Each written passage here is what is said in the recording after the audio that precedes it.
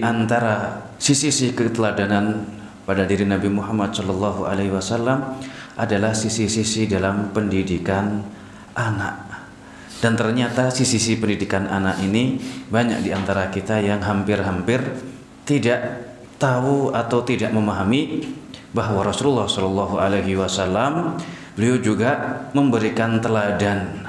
Banyak hadis-hadis Nabi Muhammad Shallallahu Alaihi Wasallam dalam tema atau seputaran pendidikan anak. Ya, ini juga bisa dimaklumi sebenarnya karena kajian-kajian tentang pendidikan anak dalam kacamata nubuwah, membahas hadis-hadis Nabi Muhammad Shallallahu Alaihi Wasallam yang berisi tentang pendidikan hampir-hampir tidak ada. Pendidikan atau kajian selalu seputar hal-hal yang utama terus ya, tentang tauhid, akidah, tauhid, akidah, tauhid, akidah. Maka secara tidak langsung orang itu kuat dari sisi akidah, namun hal-hal yang lainnya tidak tersentuh.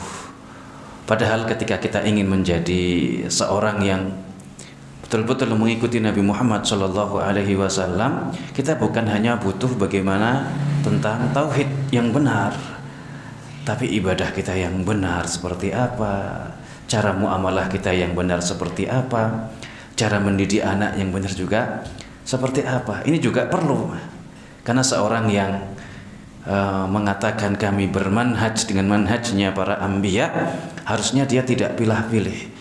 Karena yang namanya manhaj itu adalah sesuatu yang sifatnya universal.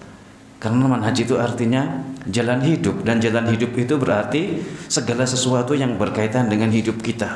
Bukan hanya dipilih yang terkait hal-hal yang pokok saja. Hal yang pokok itu paling penting, tidak boleh ditinggalkan. Namun jangan berhenti hanya pada hal yang pokok-pokok saja. Sehingga sangat mengherankan kalau ada orang yang dia sudah belajar akidah, belajar tauhid, hukum muamalah maliyah tidak tahu, kalau ini riba, halal haram tidak tahu juga.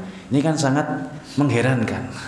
Berarti ada yang salah dengan cara belajar dia. Termasuk juga dalam hal ini pendidikan anak. Seharusnya orang yang dia mengklaim bahwa dia belajar tauhid misalkan, belajar akidah misalkan, ikut kajian sunnah misalkan, harusnya adalah orang yang menerapkan sunnah Nabi Muhammad Shallallahu Alaihi Wasallam di dalam rumahnya, dalam kesehariannya, termasuk dalam pendidikan anak.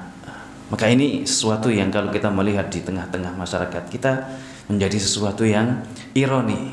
Dia hanya belajar dan mengenal sunnah, namun dalam hal-hal tertentu saja, namun dalam kehidupan sehari-hari di rumah hampir tidak pernah dipraktekkan.